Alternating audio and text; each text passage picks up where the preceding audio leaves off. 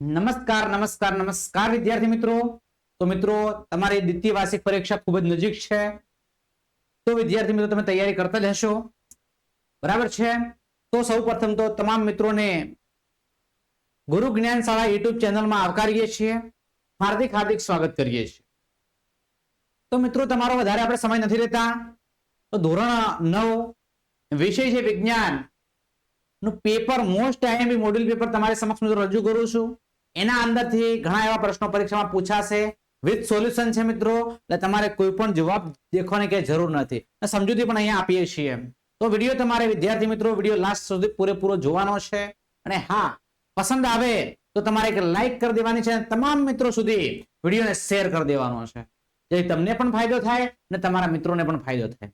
તો તમારો વધારે સમય આપણે નથી લેતા, એક્ઝામ્પલ અને પ્રશ્નો તરફ આપણે આગળ વધીશું. તો મિત્રો, ખાસ આપણે વિભાગ નંબર એ તમારી સમક્ષ મિત્રો આવી ગયો છે. તો હેતુલક્ષી પ્રકારનો વિભાગ એ હોય છે, એની અંદર મિત્રો ખાસ 15 માર્ક્સ નું પૂછાતું હોય છે, બરાબર છે? શું શું પૂછાય છે એની મિત્રો અહીંયા વિગતવાર માહિતી આપેલી છે કે પ્રશ્ન નંબર 1 થી 15 પ્રશ્નો દરેક સાચા જવાબથી તમારે 1 ગુણ મળતો હોય છે. ને બધા જ પ્રશ્નો મિત્રો કેવા હોય છે? ફરજિયાત હોય છે, કોઈ અથવા સિસ્ટમ હોતી નથી. એમાં વાત કરીએ તો એમસીક્યુ પ્રકારના પ્રશ્નો હોય છે, એક કરતા વધારે જવાબવાળા એમસીક્યુ હોય છે, ખરા ખોટા પણ પૂછાય છે, ખાલી જગ્યાઓ પૂછાય છે, વ્યાખ્યા પૂછાય છે, સૂત્ર પૂછાય છે, એકમો પૂછાય છે, અતિ ટૂંકા જવાબો પૂછાય છે, એક શબ્દની એક વાક્યમાં જવાબ આપવાનું પૂછાય છે, પૂરા નામ પણ પૂછાઈ શકે છે. આપેલ શબ્દો પૈકી અસંગત ઓળખવાના છે, ક્રમમાં ગોઠવવાના છે, આલેખ આધારિત પણ પ્રશ્નો પૂછાતા હોય છે, બરાબર છે? જોડકા તો ખાસ 100% પૂછાતા હોય છે. ચલો અમે થોડા આગળ વધીશું. તો તમારું મોડેલ પેપર તમારી સમક્ષ મિત્રો આવી ગયું છે, તમે જોઈ શકો છો અહીંયા. વિભાગ નંબર એનો મિત્રો કુલ 15 પ્રશ્નો છે. 15 પ્રશ્નો ચર્ચા કર્યા પછી વિભાગ બી ની ચર્ચા કરીશું. તો મિત્રો, નીચે આપેલા પ્રશ્નોમાં 1 થી 15 ના માગ્યા મુજબ આપણે ઉત્તર લખવાના હોય છે, પ્રત્યેકનો 1 ગુણ હોય છે. નીચેના દરેક પ્રશ્ન માટે આપેલા વિકલ્પમાંથી સાચો વિકલ્પ પસંદ કરીને ઉત્તર લખવાનો હોય છે. એની અંદર મિત્રો પ્રશ્ન નંબર 1 તમારી સ્ક્રીન ઉપર આવી ગયો છે. તમને જો આવડતો હોય તો કોમેન્ટ બોક્સમાં કોમેન્ટ કરતા જજો, જેથી કરીને તમારો કોન્ફિડન્સ લેવલ વધે. નીચેનામાંથી સૂકા બરફનું અણુસૂત્ર કયું છે? તો બધા મિત્રોને ખબર હોય છે કે 4 ઓપ્શન આપેલા છે: CO2, CO2L, CO2S, CO2Aq. બરાબર છે? અહીંયા આવશે જ મિત્રો G કરીને, બરાબર? સ્મોલ g આવશે, CO2G, લિક્વિડ, સોલિડ અને એક્વાય જલીય દ્રાવણ છે. એટલે બધા મિત્રોને ખબર CO2 તો સાહેબે કીધેલું જ છે, પરંતુ CO2 4 આવી ગયા છે, બરાબર છે? તો શું આવશે? ઘન CO2. શું આવશે? ઘન CO2. ઘન CO2. પણ મિત્રો અહીંયા ઓપ્શન નંબર C આવશે. સોલિડ ને મિત્રો શું કહેવાય? ઘન કહેવાય છે. તો તમારો જવાબ ઓપ્શન નંબર C આવશે. ચલો મિત્રો, નેક્સ્ટ. ગ્રેફાઇટમાં સંયોજકતા ઇલેક્ટ્રોનની સંખ્યા જણાવો. ઇલેક્ટ્રોનની સંખ્યા જણાવો. તો મિત્રો, ગ્રેફાઇટ એ કાર્બનનું અપર રૂપ છે મિત્રો. તો એની કાર્બનની 4 હોય, કારણ કે પરમાણુ ક્રમાંક 6 છે. પહેલી કક્ષામાં 2 ઇલેક્ટ્રોન ને બીજી કક્ષામાં 4 ઇલેક્ટ્રોન. સંયોજકતા કેટલી થાય? 4 થાય. તો મિત્રો ગ્રેફાઇટની પણ કેટલી થશે? 4 થશે. કેટલી થશે? 4 થશે. કઈ પેશીમાં લિગ્નિનનું સ્થૂલન જોવા મળે છે? ઓપ્શન નંબર A સ્થૂલ કોણક છે, ઓપ્શન નંબર B દઢોત્તક છે, ઓપ્શન નંબર C અન્નવાહક છે, ઓપ્શન નંબર D હરિત કણોત્તક છે. બરાબર છે? તો મિત્રો શું આવશે? દઢોત્તક આવશે. શું આવશે? દઢોત્તક. ઓપ્શન નંબર B આવશે. નંબર 4 છે વજનનો SI એકમ કયો છે?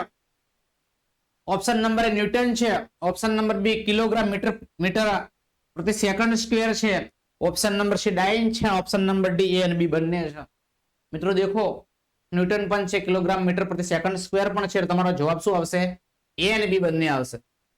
શું આવશે? A અને B બંને. ચલો મિત્રો, વિડીયોને સ્ક્રીનશોટ તમે લઈ શકો છો.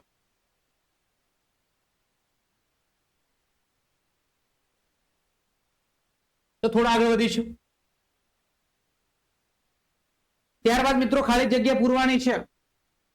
દૂધની ગુણવત્તા નક્કી કરવા ખાલી જગ્યા સાધન વપરાય છે. તો દૂધની ગુણવત્તા નક્કી કરવા માટે થર્મોમીટર વપરાય છે તો કે નથી વપરાતું? લેક્ટોમીટર વપરાય છે તો કે હા વપરાય છે. તો તમારો જવાબ અહીંયા ક્લિયર થઈ ગયો કે ઓપ્શન નંબર બી છે, હાઇડ્રોમીટર ના આવે. શું આવશે? લેક્ટોમીટર આવશે. પ્રશ્ન નંબર 6 છે, ખાલી જગ્યાએ કોલેજન તંતુ ધરાવતી પેશી છે. ઓપ્શન નંબર એ કાચથી છે, ઓપ્શન નંબર બી તંતુ ઘટક છે, ઓપ્શન નંબર સી મેદપૂર્ણ પેશી છે. તો મિત્રો તમારો જવાબ છે તંતુ ઘટક પેશી. શું આવશે? તંતુ ઘટક પેશી. બરાબર છે, લખી શકાય કે તંતુ ઘટક પેશી, આવું લખવાનું તમારે. તંતુ ઘટક એ કોલેજનનું તંતુ ધરાવતી પેશી છે. ચંદ્ર પર ગુરુત્વ પ્રવેગનું મૂલ્ય, બહુ ઇઝીલી પ્રશ્ન તમારી સમક્ષ આવી ગયો છે કે શું છે? તો કે સાહેબ 9.8 છે. શું છે? 9.8. ચંદ્ર પર ગુરુત્વ પ્રવેગનું મૂલ્ય 9.8 મીટર પ્રતિ સેકન્ડ સ્ક્વેર છે.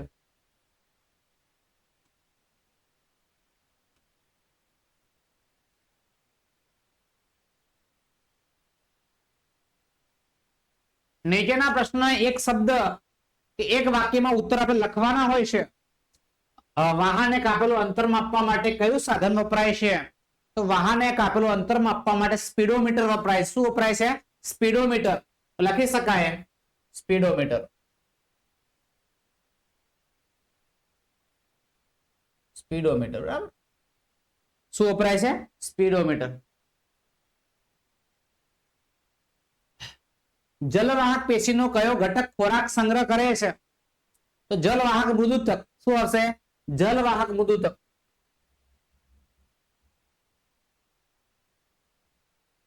જલવાહક મૃદુતક. જલવાહક પેશીનો કયો ઘટક ખોરાક સંગ્રહ કરે છે? તો શું આવશે? જલવાહક મૃદુતક. ચલો મિત્રો, પ્રશ્ન નંબર 1 છે, 10 નંબરનો પ્રશ્ન આપણી સ્ક્રીન ઉપર છે કે 60 કિલો દળ ધરાવતા માણસનું ચંદ્ર પર દળ કેટલું થશે? બરાબર છે. તો મિત્રો જેટલું હોય એટલું ભાઈ વધઘટ થાય ન થાય? દળ વધઘટ થાય ન થાય? કે 60 કિલો દળ ધરાવતા માણસનું ચંદ્ર પર દળ કેટલું થશે? દળ તો મિત્રો સેમ હોય, 60 કિલો હોય તો 60 કિલો જોવા મળે. ચલો મિત્રો નેક્સ્ટ.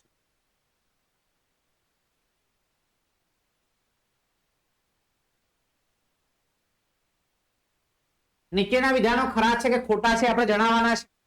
આ વિધાનો ખરા છે કે ખોટા છે આપણે જણાવવાના છે. કે દરેક દ્રવ્ય ચોક્કસ આકાર ધરાવે છે. દરેક દ્રવ્ય ચોક્કસ આકાર ધરાવતું નથી. માટે વિધાન કેવું છે? ખોટું છે. પ્રશ્ન નંબર 12 છે, કાદવ એ સોલ છે. કાદવ કેવું છે? સોલ છે. વિધાન કેવું છે? સાચું છે. કેવું છે? સાચું છે. નંબર 13 છે, કંકાલ સ્નાયુ પેશી એ શરીરનું કંકાલ તંત્ર રચે છે. બરાબર છે. તો મિત્રો નથી રચતું. વિધાન કેવું છે? કેવું છે? ખોટું છે. તો જોડકા જોડો. વિભાગ 1 અને વિભાગ 2 વેગ છે, ઝડપ છે, અદિશ રાશિ છે, એમ છે, સદિશ રાશિ છે. તો વેગ છે મિત્રો કેવી રાશિ છે? તો સદિશ રાશિ છે. ઝડપ છે તો ઝડપ કેવી રાશિ છે? તો અદિશ રાશિ છે. તો અહીંયા આપણો વિભાગ એ પૂરો થાય છે. બરાબર છે. અહીંયા આપણો મિત્રો વિભાગ એ કેવો થઈ જાય છે? પૂરો થઈ જાય છે. હવે મિત્રો આપણે શું કરીશું? તો હવે આપણે ખાસ કરીને વિભાગ એ બી તરફ આગળ વધીશું. બરાબર છે. તો વિભાગ એ સમજ્યા બાદ તમારે નોટબુકમાં નોંધ કરી લેવાનો છે.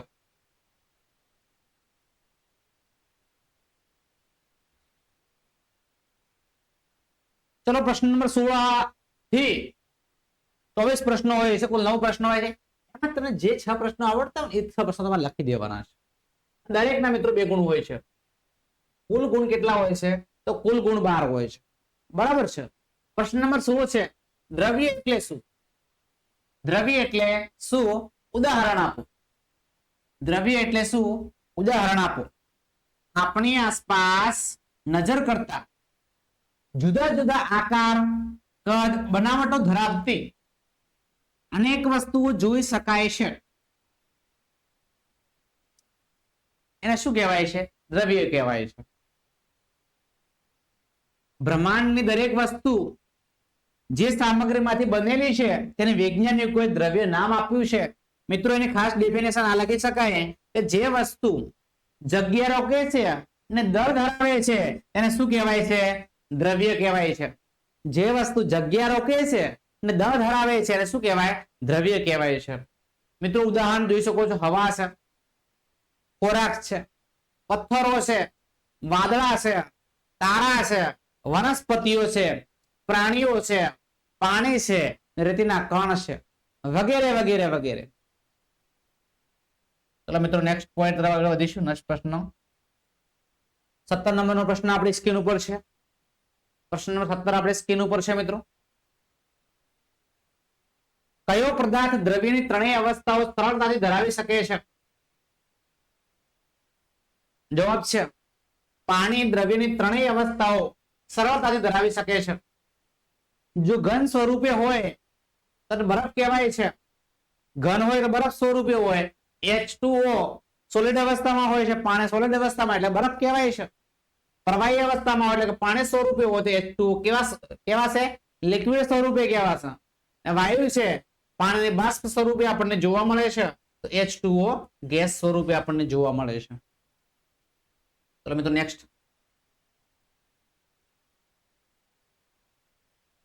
સંયોજકતા એટલે શું? એનું મહત્વ જણાવો. કોઈ પણ તત્વની સંયોજવાની શક્તિ ને તે તત્વને શું કહેવાય? સંયોજકતા કહેવાય. શું કહેવાય? સંયોજકતા કહેવાય. તો કોઈ પણ તત્વને સંયોજવાની જે શક્તિ હોય છે, ક્ષમતા હોય છે, ને શું કહેવાય છે? સંયોજકતા કહેવામાં આવે છે. મહત્વ શું છે? તો કોઈ એક તત્વના પરમાણુઓ અન્ય તત્વના પરમાણુઓ કે પરમાણુઓ સાથે સંયોજવાને કેવી રીતે રાસાયણિક પ્રક્રિયાઓ કરે છે, એ સંયોજન બનાવે છે, તે સંયોજકતાને આધારે નક્કી કરી શકાય છે. બરાબર છે? ચલો મિત્રો નેક્સ્ટ. નંબર 19 નંબરનો પ્રશ્ન આપણે સ્ક્રીન ઉપર છે. જો પરમાણુમાં રહેલા ઇલેક્ટ્રોનની સંખ્યા 8 અને પ્રોટોનની સંખ્યા 8 હોય તો પરમાણુનો પરમાણ્વીય ક્રમાંક કેટલો હશે? ક્રમાંક કેટલો હોય? પરમાણુનો પરમાણ્વીય ક્રમાંક કેટલો થાય? પહેલો પ્રશ્ન તો કે Z બરાબર 8. Z એટલે પરમાણ્વીય ક્રમાંક. Z એટલે પરમાણ્વીય ક્રમાંક. બરાબર છે? પરમાણુનો વીજભાર કેટલો થાય? વીજભાર તો પૂછ્યું જ નથી. બરાબર છે? તો વીજભાર શું થાય? શૂન્ય થાય. શું થાય? શૂન્ય થાય. ચલો મિત્રો નેક્સ્ટ.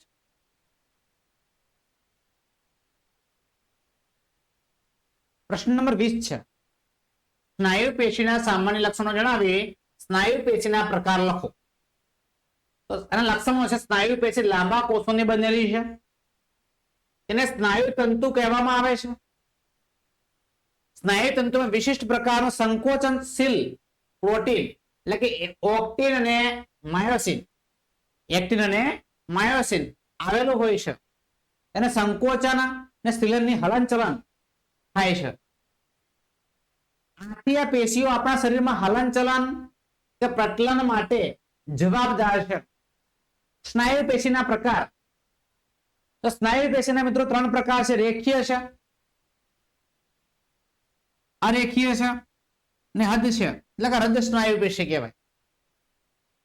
બરાબર? રેખીય, રેખિત ચાલશે લખશો તો અરેખિત અને હૃદ સ્નાયુ પેશી.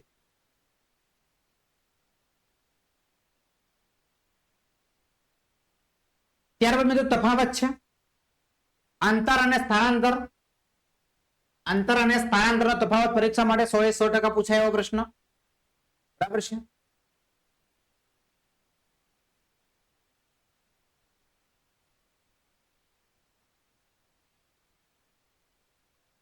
આ પણ કરી લેજો.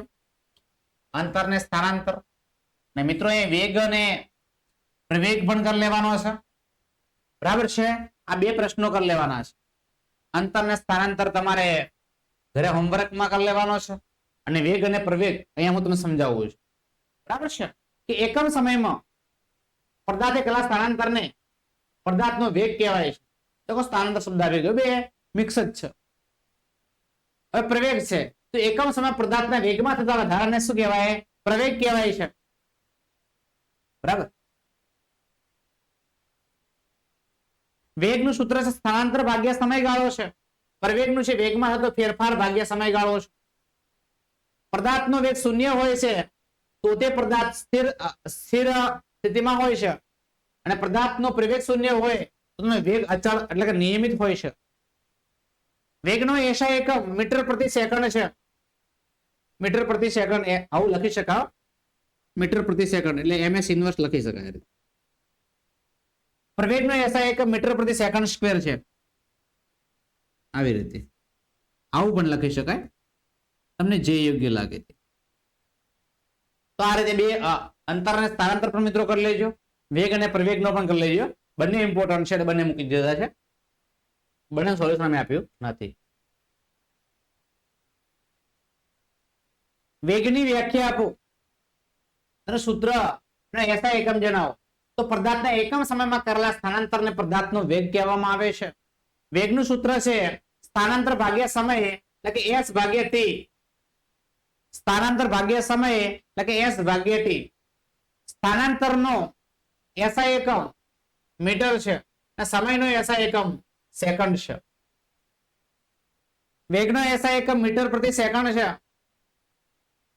એટલે એમએસ ઇન્વર્સ પણ લખી શકાય.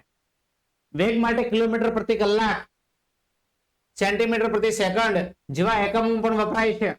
વેગ કેવી રાશિ છે? હમણાં ટૂંકો પ્રશ્ન આવ્યો હતો મિત્રો, તો ટૂંકા પ્રશ્નો પણ લોંગ પ્રશ્નમાંથી નીકળી શકે છે. તો વેગ એક સદિશ રાશિ છે. વેગની દિશા સ્થાનાંતરની દિશામાં જ હોય છે. વેગની દિશા કઈ જગ્યાએ હોય છે? સ્થાન દિશા હોય એ જગ્યાએ જ આપણને જોવા મળે છે.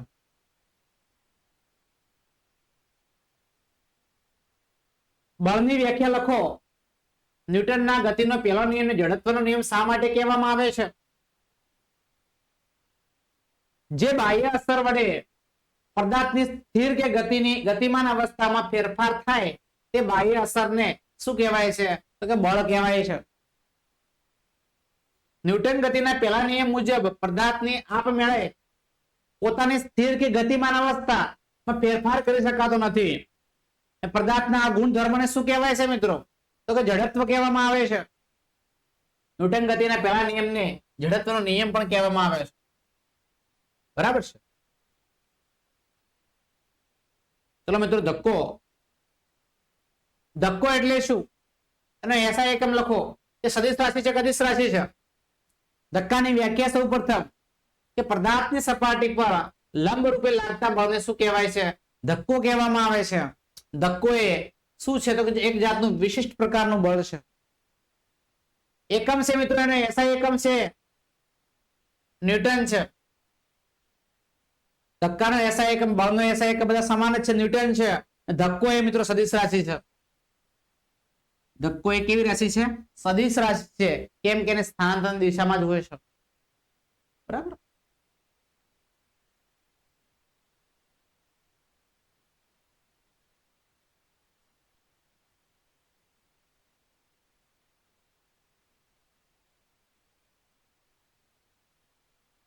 ચલો મિત્રો, લગભગ બી આપણો પૂરો થઈ ગયો.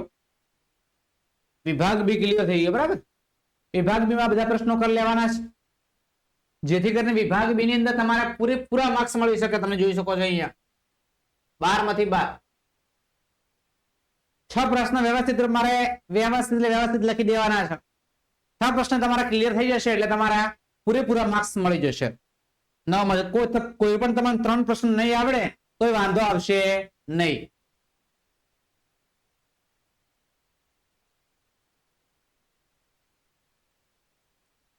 રાસાયણિક સૂત્રો મિત્રો: sodium sulphide, magnesium hydroxide, sodium carbonate.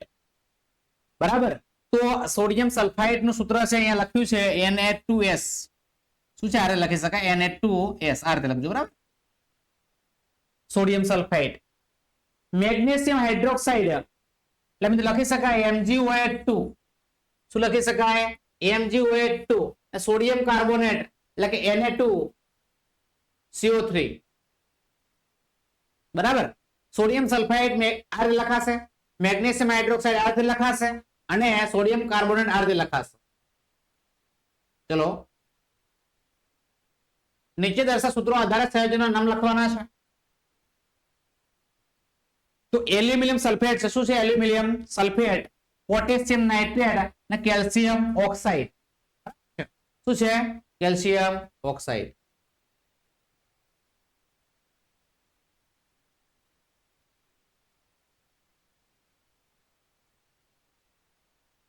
સંયોજકતા વિશે નોંધ લખવાની છે. તો પરમાણુની સૌથી બહારની એટલે બાહ્યતમ કક્ષામાં રહેલા ઇલેક્ટ્રોનની સંયોજકતા ઇલેક્ટ્રોન કહેવામાં આવે છે. શું કહેવામાં આવે છે? ઇલેક્ટ્રોન કહેવામાં આવે છે.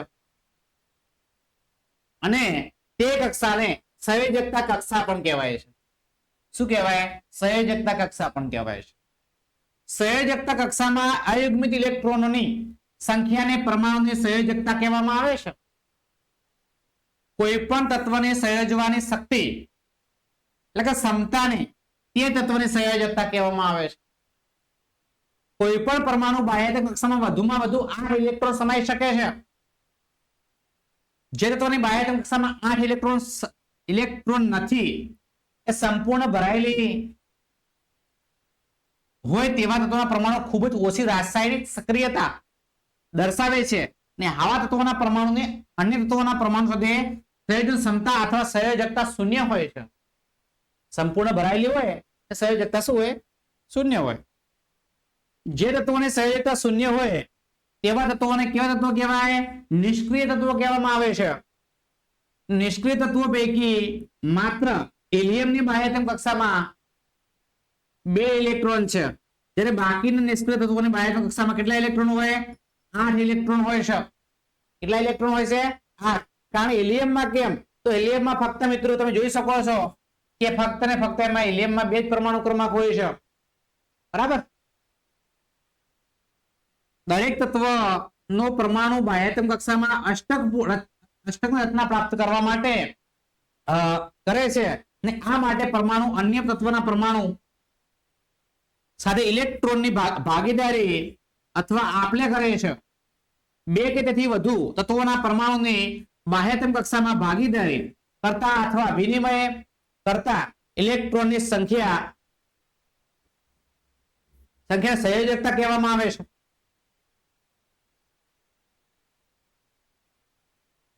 ચલો નેક્સ્ટ પ્રશ્ન આપણે સ્ક્રીન ઉપર આવી ગયો છે. વૈજ્ઞાનિકોનો ફાળો છે કે નીચેના વૈજ્ઞાનિકોના જીવ વિજ્ઞાનમાં ફાળો શું છે? રોબર્ટ હુક છે, લ્યુવન હોક છે, રોબર્ટ બ્રાઉન છે. બરાબર? તો રોબર્ટ હુક મિત્રો બધા જ તમારે ખાસ કરી લેવાના છે. 1665 ની વાત કરીએ તો આ એક અંગ્રેજી વૈજ્ઞાનિક જાતે સૂક્ષ્મદર્શક યંત્ર બનાવી તેમાં ઓકની જે છાલ હોય છે આ નિર્જીવ કોષો જોયા છે. બુચની મધપુડાના ખાનાઓ જેવી રચનાને તેમ સૌ પ્રથમ કોષ નામ આપ્યું છે. એના પછી લ્યુવેન હોક છે. 1674 ની વાત કરીએ તો આ વૈજ્ઞાનિકે જાતે સૂક્ષ્મદર્શક યંત્ર બનાવી તેમાં સૌ પ્રથમ વખત બેક્ટેરિયા સહિત ઘણા સૂક્ષ્મજીવોનો અભ્યાસ પણ કર્યો છે. એમાં સાદા સૂક્ષ્મદર્શક યંત્રનો ઉપયોગ કરી મુક્તજીવી કોષોનું નિરીક્ષણ પણ કર્યું છે. એના પછી રોબર્ટ બ્રાઉન આવે છે.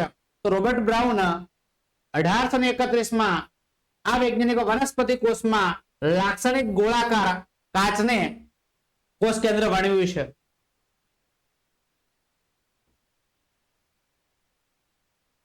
એના પછી રસધાની આવશે મિત્રો.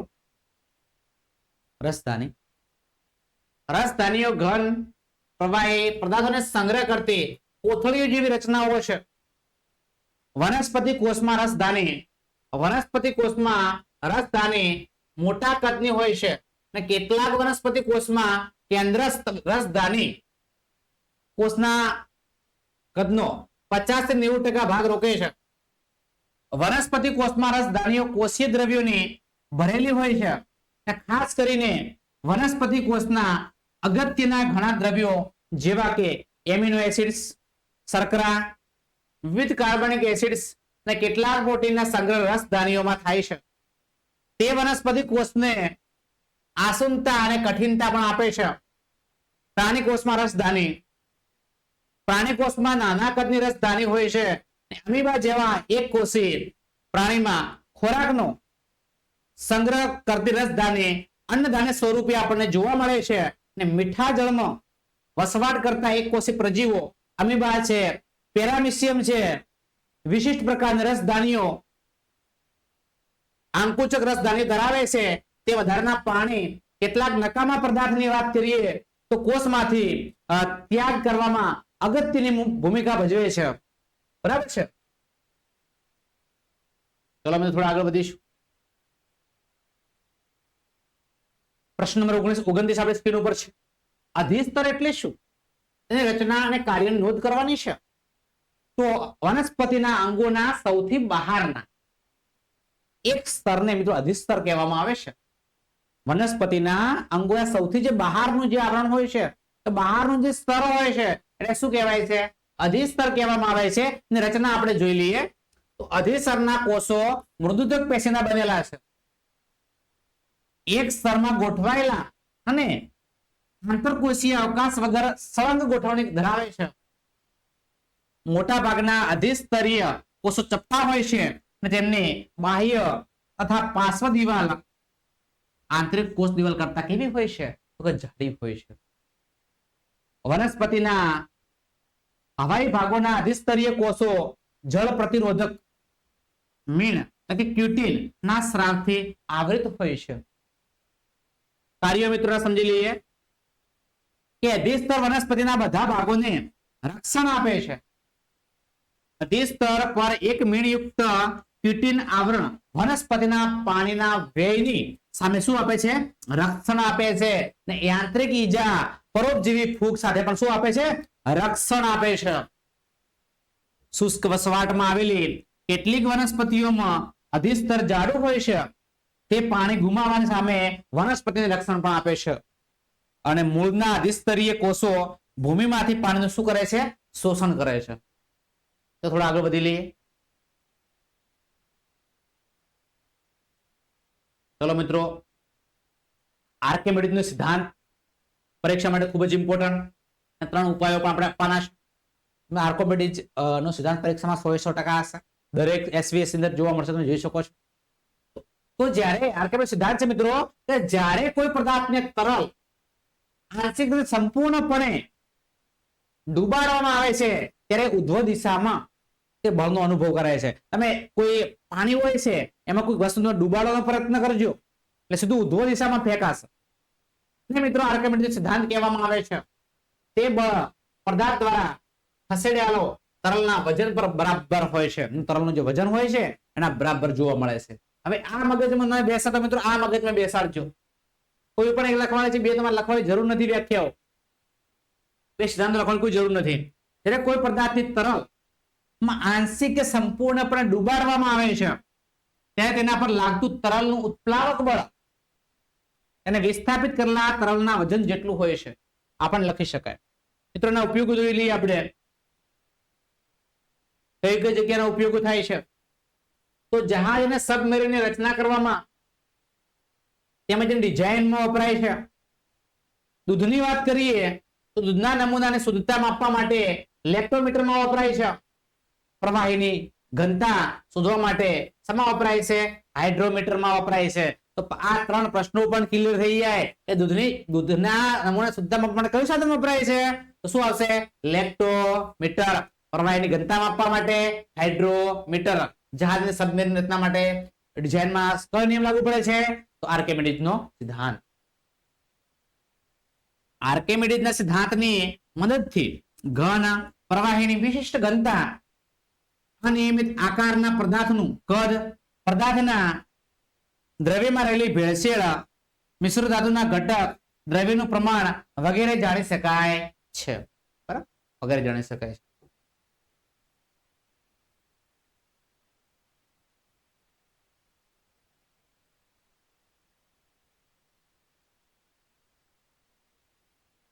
મિત્રો નિંદણ એટલે શું? બહુ ઇઝી પ્રશ્ન કે સાહેબ આ તો ઇઝી છે તો પણ સમજી લઈએ. નિંદણ એટલે શું? નિંદણના ઉદાહરણ, નિયંત્રણ ની જરૂરિયાત, નિંદણની રીતો જણાવવાની છે. નિંદણ એટલે કૃષિ ઉપયોગી ભૂમિમાં મુખ્ય પાક સાથે ઉગી નીકળતી અનાવશ્યક વનસ્પતિઓને મિત્રો શું કહેવાય છે? તો કે નિંદણ કહેવાય છે. નિંદણના ઉદાહરણો કોખરું છે, જેન્થિયમ છે, ગાજર ઘાસ છે એટલે કે પાર્થેનિયમ છે, મોથા છે એટલે સાયપેરિયન્સ, રોટુન્ડન્સ છે. બરાબર છે. નિંદણના નિયંત્રણની જરૂરિયાતો: કૃષિ ભૂમિમાં નિંદણ મુખ્ય પાક સાથે સ્થાન, પ્રકાશ તેમજ પોષક તત્વો માટે સ્પર્ધા કરે છે, તેથી પાકની વૃદ્ધિ ઓછી થઈ જાય છે. આથી સારી ઉપજ માટે પાકની જે વૃદ્ધિમાં પ્રારંભિક તબક્કે નીંદણ ખેતરમાંથી દૂર કરવામાં આવે છે. નીંદણના નિયંત્રણની રીતો. નીંદણને આપણે કઈ નિયંત્રણ કરી શકાય? તો તૃણનાશક એટલે કે નીંદણનાશક રસાયણનો છંટકાવ કરવો, એટલે કે દવાઓનો છંટકાવ કરીને એ આંતરિક રીતે દ્વારા નીંદણને દૂર કરવું, એટલે આથી તમારે ઉખાડવાનું છે. બરાબર ને? ચલો મિત્રો નેક્સ્ટ પ્રશ્ન, વિભાગ બી નો લાસ્ટ પ્રશ્ન હશે. એ પણ તમારા ચેપ્ટર નંબર છેલ્લું છે 12મું, એનો જે ઇઝી છે, દેખો જોઈ શકો છો. કીટકો પાકની ઉત્પાદકતા કેવી રીતે ઘટાડે છે તેનું નિયંત્રણ સમજાવો. તો કીટકો 3 પ્રકારે વનસ્પતિઓ પર આક્રમણ કરી પાકને ખરાબ કરી નાખે છે અને પાકની ઉત્પાદકતા ઘટાડે છે. બરાબર છે? મૂળ છે, પ્રકાંડ છે અને પર્ણોને કોતરી નાખે છે. તે વનસ્પતિઓના વિવિધ ભાગોમાંથી કોષરસ ચૂસી લે છે. તે પ્રકાંડ અને ફળોના છિદ્ર કરી નાખે છે. કીટકનું નિયંત્રણ. કીટનાશક રસાયણો પાકના છોડ પર છંટકાવ કરવામાં આવે છે અથવા બીજ અને ભૂમિના ઉપચાર માટે રસાયણનો ઉપયોગ કરવામાં આવે છે. અને રસાયણો નિયત માત્રામાં ઉપયોગ કરવો જરૂરી છે. અન્યથા વનસ્પતિ અને પ્રાણીઓ માટે વિષારી અસરો સર્જે છે અને આ રસાયણો પર્યાવરણીય પ્રદૂષણ ને પેરે છે. કીટ પ્રતિરોધક ક્ષમતા ધરાવતી જાતોનો ઉપયોગ કરવામાં આવે છે અને ઉનાળાની ઋતુમાં ખેડાણ જેવી કેટલીક નિષેધાત્મક પદ્ધતિઓ વડે કીટક નિયંત્રણ કરી શકાય છે. જંતુનો નાશ માટે ઉનાળામાં ઊંડું ખેડાણ કરવામાં આવે છે. બરાબર? ચલો મિત્રો નેક્સ્ટ વિભાગ ડી તરફ આપણે આગળ વધીશું. તો વિભાગ ડી માં મિત્રો 2 પ્રશ્ન તમારે લખવાના હોય છે, દરેકને 4-4 માર્ક્સ હોય, તમને દરેકને ખબર જ છે ઓલરેડી. તો વિભાગ ડી માં તમે જે 33 થી 35 પ્રશ્નો હોય છે, કોઈ પણ 2 પ્રશ્નો તમારે લખવાના હોય છે, વ્યવસ્થિત લખવાના હોય છે. બરાબર છે? કે મોટા ભાગના લોકો તત્વ વપરાશમાં આયોડિન યુક્ત મીઠાનો ઉપયોગ કરે છે, જ્યારે કેટલાક લોકો આયોડિન યુક્ત મીઠાનો ઉપયોગ કરતા નથી. આ લોકોમાં આયોડિનની ઉણપ રહે છે, તેથી તેઓ ગોઈટર અને થાઇરોઇડ થી પીડાય છે. આયોડિન દરિયાઈ ક્ષારમાં હોય છે. ક્યાં હોય છે? દરિયાઈ ક્ષારમાં જોવા મળે છે. આમાં 4 પ્રશ્નો આપ્યા છે, એનો જવાબ આપવાનો છે. શા માટે આયોડિન યુક્ત મીઠાનો ઉપયોગ કરવો જોઈએ? બરાબર? તો પ્રશ્નનો જવાબ છે આયોડિનની ઉણપથી ગોઈટર અને થાઇરોઇડ નો રોગ થાય છે. એ આપ્યું છે, જોઈ શકો છો, ગોઈટર અને થાઇરોઇડ થી પીડાય છે. શું લખવાનો રોગ થાય છે? આથી આયોડિન યુક્ત મીઠાનો ઉપયોગ કરવો જોઈએ. ફકરામાંથી જ જવાબ છે. આયોડિન ધાતુ કે ધાતુ? આયોડિન ધાતુ છે. શું છે? અધાતુ. બરાબર? આયોડિન ભૌતિક સ્થિતિને રંગ જણાવો. તો આયોડિન ભૌતિક સ્થિતિ રંગ છે જાંબલી રંગ છે. કયો રંગ છે? જાંબલી રંગનો ઘન પદાર્થ છે. કેવો પદાર્થ છે? ઘન પદાર્થ છે. હાઇપોથાઇરોઇડિઝમ નો અર્થ શું થાય? તો હાઇપોથાઇરોઇડિઝમમાં થાઇરોક્સિન અંતઃસ્રાવની ઉણપથી થતો રોગ છે. કયો અંતસ્રાવ? થાઇરોક્સિન અંતઃસ્રાવની ઉણપથી થતો રોગ છે, જેનાથી વ્યક્તિનું વજન સતત વધે છે. તો શું થાય? હાઇપોથાઇરોઇડ. બરાબર? હાઇપોથાઇરોઇડિઝમ. તો મિત્રો ખાસ તમારે વજન વધતું હોય તો મીઠું તમારે આયોડિન યુક્ત બરાબર લેવું જોઈએ.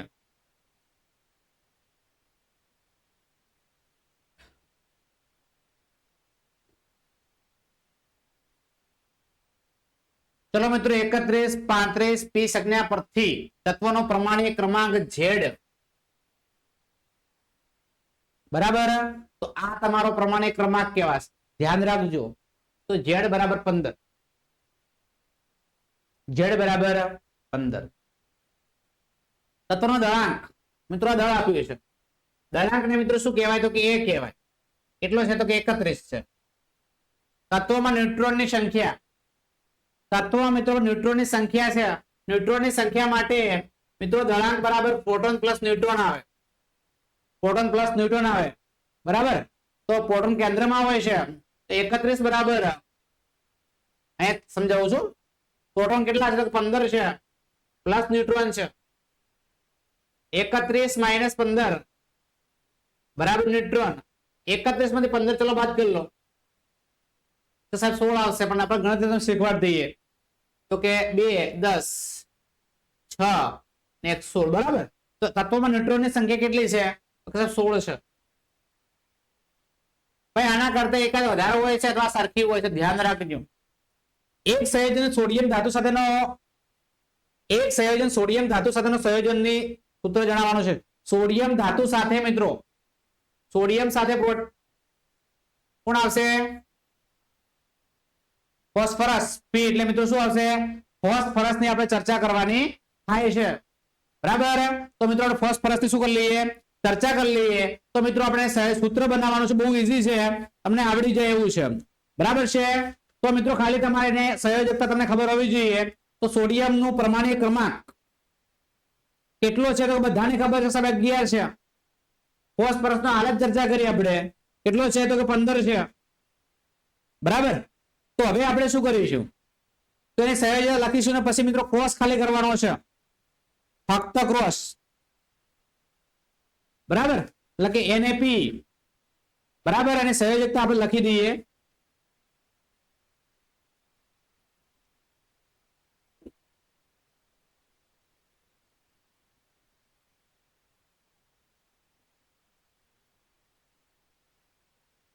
સોડિયમ ફોસ્ફેટ છે ને આપણે શું લખી દઈએ? સંયોજકતા લખી દઈએ. પછી મિત્રો ખાલી કોસ બહુ ઈઝી છે, ચલો ફટાફટ કરી બતાવો અને કોમેન્ટ બોક્સમાં કોમેન્ટ કરો.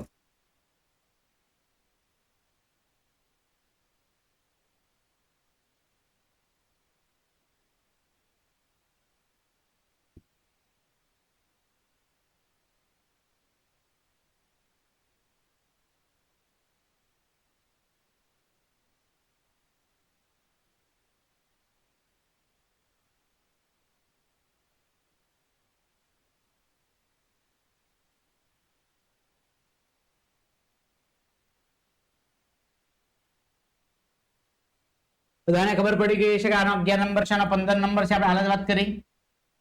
ચલો મિત્રો આ સમજાવવા માટે છે, પછી આ સોલ્યુશન આપણે આપીશું વ્યવસ્થિત. તો 11 માટે પહેલી કક્ષામાં મિત્રો કેટલા ઇલેક્ટ્રોન હોય? સાહેબ 2 ઇલેક્ટ્રોન હોય. બીજી કક્ષામાં સંપૂર્ણ બદલે 8 એટલે વધ્યા કેટલા? 1. સંયોજકતા કેટલી હોય? તો કે 1 હોય. ફોસ્ફરસ ની વાત કરીએ, પહેલી કક્ષામાં 2, બીજી કક્ષામાં 8, ત્રીજી કક્ષામાં કેટલા હોય? તો કે 5 હોય. ત્રીજી કક્ષામાં કેટલા હોય? 5 હોય. એટલે 8 માંથી મિત્રો તમે 5 બાદ કરો 3 વધે, તો સંયોજકતા કેટલી હોય? 3 હોય. તો આ રીતે મિત્રો તમારે કોષ કરવાના થતા હોય છે. તો તમારો જવાબ શું આવે? Na3P1. P1 લખવાની જરૂર નથી, સૂત્ર છે. સૂત્ર શું આવી ગયું? તો Na3P, બરાબર. આજે આપણે સમજી શકીએ છીએ. થોડા આગળ વધીશું. देखो प्रश्न 4 मार्क्स में सारा है.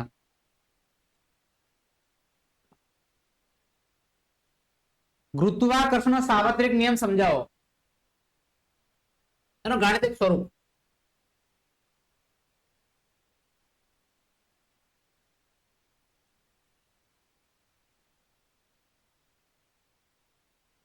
ગુરુત્વાકર્ષણ સાર્વત્રિક નિયમનો એક માર્ક્સ છે. વિશ્વનો એક પ્રત્યેક પદાર્થ બીજા પદાર્થને પોતાની તરફ આકર્ષે છે. બે પદાર્થો વચ્ચે આકર્ષણ બળ ત્યાં દળના ગુણાકારના સમપ્રમાણમાં હોય છે. તેમની વચ્ચેના અંતરના વર્ગના શું હોય છે? વ્યસ્ત પ્રમાણમાં હોય છે. અને આ બળની દિશા બંને પદાર્થોને જોડતી રેખાની દિશામાં હોય છે. અને મિત્રો સરસ મજાની તમારે હવે આકૃતિ દોરવાની છે, બરાબર છે. બહુ ઈઝીલી છે આમ દોરવાની છે, બરાબર. આ રીતે આને મિત્રો ડી કહેવાય, બરાબર છે. આ એ દળ છે, બી દળ છે. સૂત્ર મિત્રો ખાસ ભૂલવા નથી. F બરાબર G m into m upon d square. આ સૂત્ર તમારે ગુરુત્વાકર્ષણનું ભૂલવાનું નથી, પરીક્ષા માટે ખૂબ જ ઇમ્પોર્ટન્ટ છે, બરાબર છે. મિત્રો શોર્ટ પ્રશ્ન એટલા માટે લખ્યો છે, આગળ છે પાછું. ધારો કે બે પદાર્થ A અને B ના દળ અનુક્રમે જોઈ શકો છો m છે અને આ મિત્રો m છે. પદાર્થને કેન્દ્રમાં જોડતી રેખાને શું કહેવાય? C1 અને C2 છે. શું કહેવાય? C1 અને C2 C1 C2 is equal to D જોડે છે લાઈન ને શું કહેવાય મિત્રો D કહેવાય આ લાઈન છે અને શું કહેવાય D કહેવાય બે પદાર્થો વચ્ચેનું અંતર છે ધારો કે બંને પદાર્થો વચ્ચે લાગતું આકર્ષણ બળ શું કહેવાય F F બરાબર G m into m upon d square તમને ખબર જ છે જે આકૃતિમાં દર્શાવ્યા મુજબ C1 C2 રેખાની દિશામાં છે ન્યૂટનના ગુરુત્વાકર્ષણના સાર્વત્રિક નિયમ અનુસાર બે પદાર્થો વચ્ચે લાગતું આ બળ F તેમના દળના ગુણાકારના શું હોય છે સમપ્રમાણમાં હોય છે કેવું હોય છે સમપ્રમાણમાં હોય છે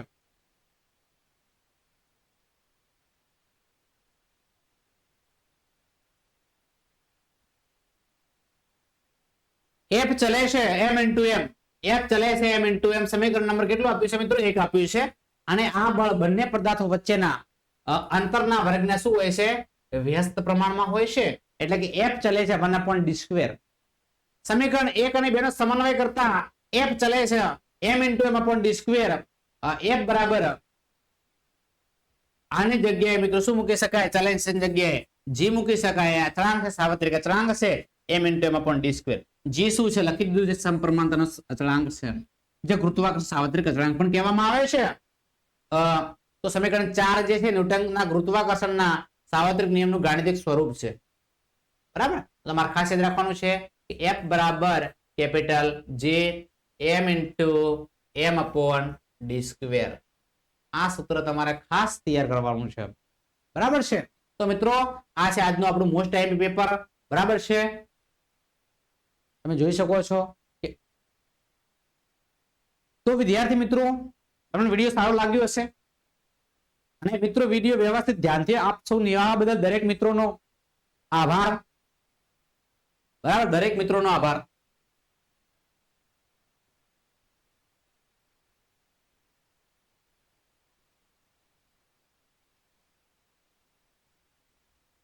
તો મિત્રો વિડીયો પસંદ આવ્યો હોય તો અચૂક લાઈક કરજો યુઝફુલ રહ્યો હોય તો વિડીયો અચૂક શેર કરજો અને મિત્રો ચેનલ ઉપર નવા હોય ચેનલને મિત્રો હજુ સુધી સબસ્ક્રાઇબ ન કરી હોય તો ચેનલને મિત્રો અચૂક સબસ્ક્રાઇબ કરી દેજો બાજુમાં આપેલા જે બેલ આઇકન છે એને પણ મિત્રો પ્રેસ કરી દેજો જેથી કરીને આવનારા વિડીયો નોટિફિકેશન આપ સૌ વિદ્યાર્થી મિત્રોને મળતી રહે ફરી મળીશું નેક્સ્ટ વિડીયોમાં ત્યાં સુધી આવજો જય હિન્દ જય ભારત